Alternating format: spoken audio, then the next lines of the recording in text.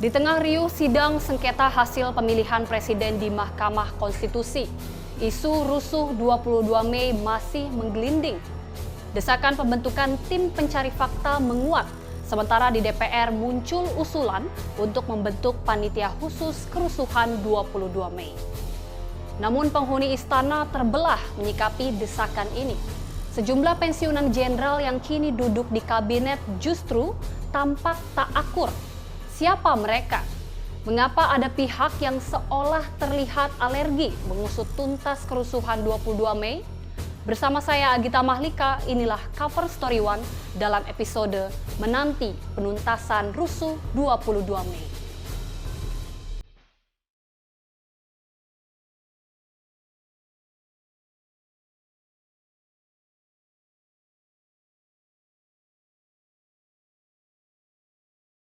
Babak akhir kerusuhan 21 dan 22 Mei tetap dinanti, kendati kasus ini tengah tenggelam dalam riuh sidang Mahkamah Konstitusi. Langkah aparat mengungkap siapa dalang dan siapa wayang masih menjadi perhatian, agar kerusuhan 22 Mei tak hanya menjadi angin lalu. Apalagi isu pelanggaran hak asasi manusia menyembul di antara misteri penyebab kematian korban kerusuhan. Menteri Pertahanan Ria Mizar Triakudu adalah salah satu nama di kabinet kerja yang terus kencang bersuara agar kasus 22 Mei tak mengikuti peristiwa terdahulu yang menjadi dosa masa lalu. Rusuh 22 Mei harus diusut tuntas. Bahkan Ria Mizar memberi lampu hijau terhadap wacana pembentukan tim gabungan pencari fakta TGPF. Padahal sejumlah koleganya di pemerintahan terkesan enggan mewujudkannya. Untuk mencari kebenaran yang benar itu kita dukung. Tapi untuk mencari benar tapi tidak benar itu saya tidak dukung. Mencari kebenaran itu penting. Dari kita mencari kebenaran itu ini tidak benar, ini ada salah. Tapi kalau kita mencari kesalahan itu salah terus, tuh nggak ada yang benar. Ngerti maksud saya kan? Kalau orangnya harus harus tidak berpihak, harus memang dia mental moral yang baik, tidak ada masalah. Ya. Tapi kalau orang sudah kesana kesini, nah itu berbahaya. Ya. Ria Mizar berdalih, asal tujuan pembentukan TGPF itu jelas, tak jadi soal. Toh nantinya TGPF akan diisi beberapa lembaga independen seperti Komnas HAM, Kontras, maupun AJI yang diyakini bebas dari faktor kepentingan politik praktis. Bagaimanapun, penyebab kematian korban kerusuhan Mei lalu harus terbuka secara terang benderang. Ya, itu kan menunjukkan bahwa sebenarnya ada juga dari unsur-unsur pemerintah yang sebenarnya setuju agar tim gabungan pencari fakta itu dibentuk, melibatkan lebih banyak stakeholder dengan harapan pertama kasusnya cepat selesai, yang kedua seperti yang disampaikan bahwa ini akan memberikan legitimasi lebih kuat lagi kepada tim dan kepolisian untuk menuntaskan kasus ini. Tentu beliau juga bisa jadi mendapatkan masukan-masukan, dan kemudian berdasarkan masukan-masukan itu Pak Menhan kita ini juga punya sisi pandang, ya itu kan boleh-boleh saja ya. Pendapat Ria Mizar memang berseberangan dengan koleganya di kabinet, sebab merestui pembentukan TGPF disebut-sebut sama halnya membuka peluang menyentil isu sensitif terkait pelanggaran hak asasi manusia. Saya tidak setuju karena proses penyidikan sedang berlangsung dan polisi juga cukup terbuka, juga dalam hal ini publik punya akses terhadap proses yang sedang berlangsung walaupun tidak pada perkaranya secara teknis ya, tetapi laporan dari polisi kepada publik cukup kontinu dan juga respon juga cukup terbuka, dan saya melihatnya kalau kemudian dibentuk TPGF itu akan mengganggu proses penyidikan. Kita pengen mendorong pihak kepolisian menginisiasi pembentukan tim gabungan pencari fakta ini. Supaya apa? Supaya tim gabungan pencari fakta ini bisa membuktikan apakah betul memang ada free rider seperti yang disampaikan oleh polisi.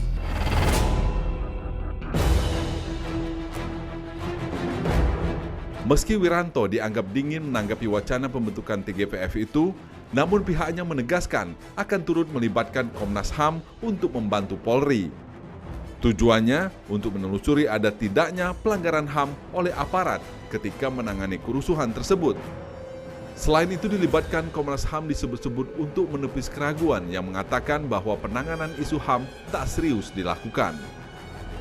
Ya, Polri sendiri secara awal ya sesuai dengan perintah Bapak Kapolri sudah membentuk tim investigasi gabungan atau tim investigasi bersama dalam rangka untuk melakukan investigasi terhadap kasus ya kerusuhan tanggal 21 dan tanggal 22 Mei secara komprehensif. Nah, tim itu sudah bekerja. Tim itu sifatnya juga open, bekerja sama dengan seluruh stakeholder terkait, baik dengan Kompolnas, Komnas HAM, sudah secara intens berkomunikasi juga dengan Ombudsman Republik Indonesia. Masing-masing menjalankan fungsi dan tugasnya sesuai yang diberikan oleh undang-undang. Tapi dalam prakteknya itu tentu kami butuh informasi dari Polri karena mereka banyak lebih tahu. Nah, tapi Polri juga butuh informasi dari kami. Nah, kami berbagi informasi. Nah, misalnya sekarang saya sebagai ketua tim di Komnas HAM untuk peristiwa ini sudah bertemu 2 kali dengan ketua tim investigasinya Polri.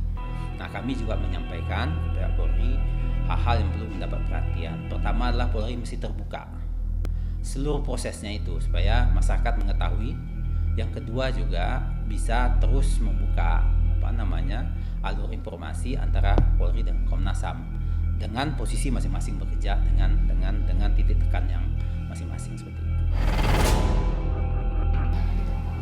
Yang pasti kami akan tetap mendesak Komnas HAM, mendesak Ombudsman, mendesak LPSK, mendesak KPAI untuk mengambil peran mereka secara maksimal gitu ya. Peran apakah itu? Komnas HAM jelas memiliki kewenangan untuk melakukan pemantauan dan penyelidikan dalam peristiwa yang diduga terkait dengan pelanggaran HAM gitu ya. Dan harusnya mandat dan wewenang itu dilakukan oleh Komnas HAM. Kami tidak ingin Komnas HAM hanya mendengar keterangan dan informasi yang disampaikan oleh kepolisian tanpa memiliki data, informasi, fakta-fakta peristiwa yang akurat gitu ya. Kalau hanya Komnas HAM hanya mendengar keterangan dari kepolisian, informasi dari kepolisian, apa gunanya ada Komnas HAM sebagai lembaga yang diharapkan mampu menjadi jembatan hak-hak asasi manusia, jembatan masyarakat dalam persoalan-persoalan hak asasi manusia.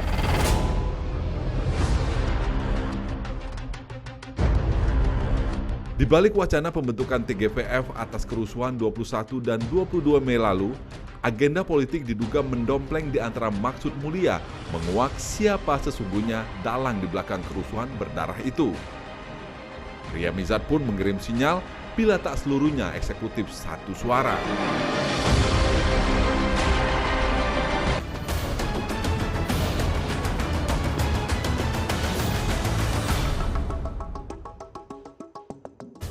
Silang pendapat pengusutan rusuh 22 Mei turut bergulir sampai ke parlemen. Kubu koalisi dan oposisi kembali terjebak narasi dukungan dan penolakan. Haruskah kerusuhan 22 Mei terkubur dalam ego politik praktis?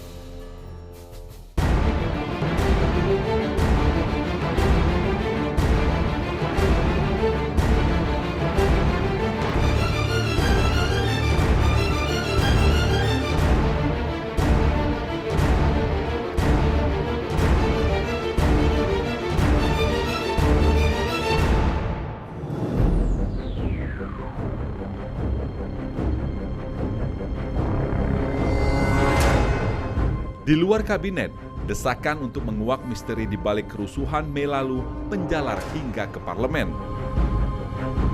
Lagi-lagi, kubu oposisi dan koalisi petahana bersilang pendapat soal perlu tidaknya dibentuk panitia khusus kerusuhan Mei. Usulan saya untuk membuat pansus ini juga bukan gampang. Respon juga nggak ada kok. Baru ngomong udah langsung penolakan.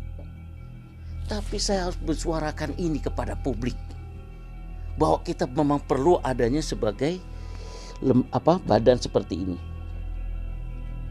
Bahwa kita menyuarakan usulan tersebut. Soal ditolak, soal tidak ditolak, diterima. Yang penting bahwa sebagai wakil rakyat kita perlu menyampaikan suara ini. Karena 9 yang meninggal ini bukan hal biasa. Apa sih yang ditakuti? Kalau bersih kenapa risih? Kalau benar, kenapa harus gentar? Pansus saja saya nggak setuju kok. Orang mau pensiun kok mau bikin pansus gitu loh maksudku. Masa nggak masuk akal begitu. Jadi TGPF juga saya melihatnya tidak efektif karena proses sedang berlangsung penyidikan baik oleh kepolisian maupun oleh Komnas HAM.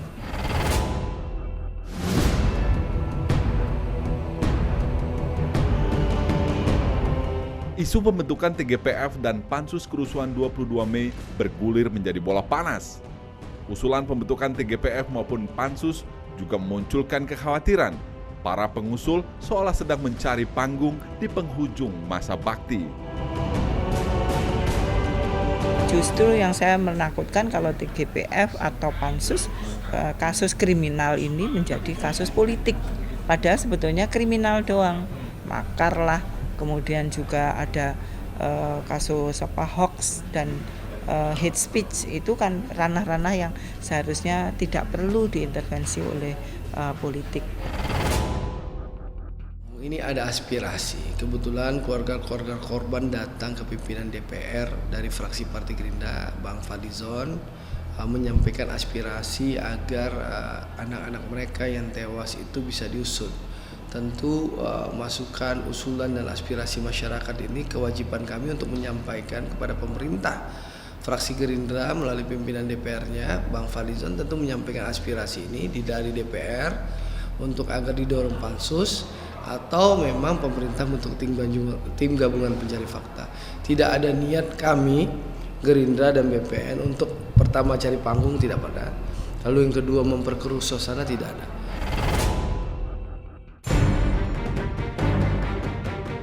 Isyarat Ria Mizard soal perlunya pembentukan TGPF kerusuhan 22 Mei boleh jadi mewakili harapan publik. Negara memang dituntut tak sekedar hadir, tapi juga jujur mengungkap apa yang sesungguhnya terjadi. Ya, karena proses yang dilakukan oleh penyidik ya terhadap penegakan hukum kasus 21 dan 2 sudah cukup transparan. Ya, tim investigasi bersama itu penyeimbang juga, menyampaikan investigasi secara internal dan secara komprehensif. Itu juga disampaikan secara berkala pada masyarakat, biar masyarakat tahu juga update-nya bahwa perkembangan penyidikan yang dilakukan oleh Polda Metro Jaya dan Polres Jakarta Barat serta Barreskrim terus kita update kepada masyarakat. Saya tidak melihat bahwa katakanlah dukungan yang disampaikan Pak Ria Mizard itu sebagai hal yang secara diametral bertentangan. Tetapi kan pada akhirnya hal-hal yang terkait dengan penanganan dugaan pelanggaran hukum atau kasus hukum dan juga terkait dengan keamanan nasional itu kan juga yang di depan memang harus Polri, walaupun bukan berarti segala-galanya hanya Polri yang bisa mengerjakan ya.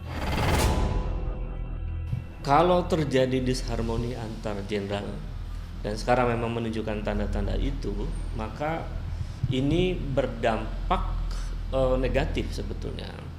Pada apa? Pada 3 hal.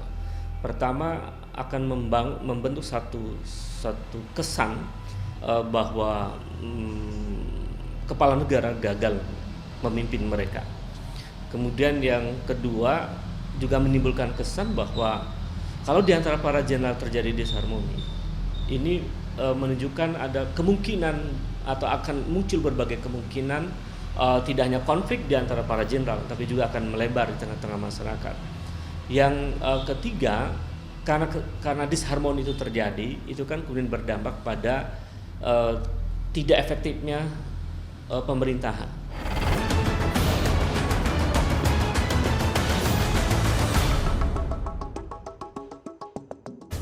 Langkah beda pendapat yang ditempuh Ria Mizard di antara sejumlah koleganya di kabinet boleh jadi bukan isyarat biasa. Beda pendapat memang biasa dalam kabinet kerja. Tapi apakah Ria Mizard ingin jujur di akhir masa bakti?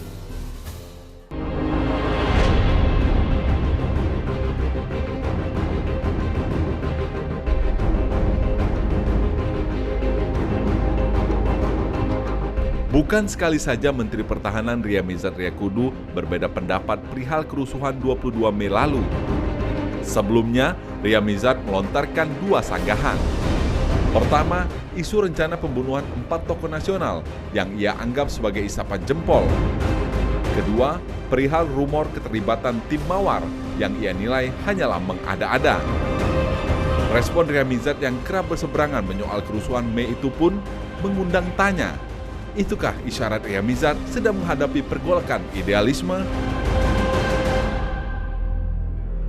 Seorang Menteri Pertahanan tentu dia memiliki data yang cukup valid, atau beliau tidak mungkin mengatakan sesuatu tidak berdasarkan data dan argumen yang kokoh. Ini ada perbedaan ya antara Menko Polhukam dengan Menteri Pertahanan. Itu menunjukkan ada persoalan serius di kalangan elit bangsa ini, di kalangan mungkin saya sebut di kalangan tentara dan kepolisian yang tidak mampu dikelola dengan baik oleh Menko Polhukam, dan mungkin juga tidak mampu dikelola dengan baik, oleh Presiden Republik Indonesia. Posisi Ria Mizard ini sebetulnya menggambarkan juga suasana batin di lingkungan TNI gitu loh, bahwa TNI ini juga merasa bahwa apa istilahnya itu ya, tindakan-tindakan dari presiden ini, tindakan-tindakan polisi ini dianggap sudah terlalu jauh memasuki institusi kepolisian dengan ke TNI gitu, kira-kira.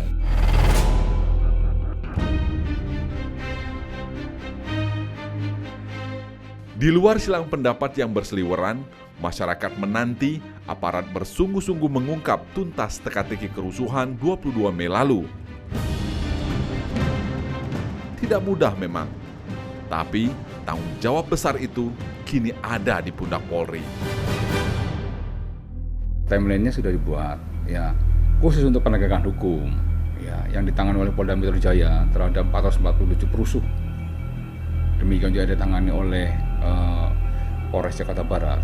Minggu ini berkas perkara ya, segera mungkin diajukan kepada JPU. Ya, untuk case-case yang lain masih dalam proses berkasan. Ya, terkait menyangkut masalah kepemilikan senjata api ilegal, ya, terkait menyangkut masalah pidana makar, semuanya dalam finalisasi berkas. Ya, sepatnya berkas itu akan segera dilimpahkan kepada JPU. Polisi harus cepat mengungkapnya, ya kan, mengungkap kenapa diduga ada penggunaan kekerasan di dalam penanganan demonstrasi tanggal 21 dan 22 kemarin. Itu pertama. Nah, yang kedua juga harus memastikan semua orang yang ditetapkan sebagai tersangka karena kasus makar itu segera prosesnya, ya, hukumnya dibawa ke pengadilan gitu, supaya jelas gitu. Tapi kalau ini dibiarkan oleh polisi, ya tidak salah juga kalau kemudian orang menciptakan semacam kesimpulan bahwa seolah-olah Pak Jokowi juga terlibat melakukan kekerasan ataupun terlibat dalam pelanggaran hak asasi manusia gitu.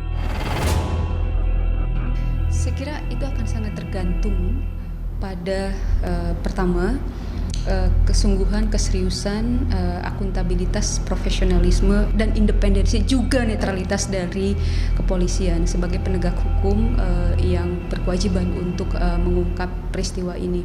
Yang kedua, itu juga akan sangat tergantung menurut saya sejauh mana mekanisme-mekanisme korektif negara bekerja seperti Komnas HAM, Ombudsman, LPSK, KPAI dalam mengontrol dan memantau dan memastikan bahwa pengungkapan peristiwa ini memang dilakukan secara profesional, transparan, dan akuntabel.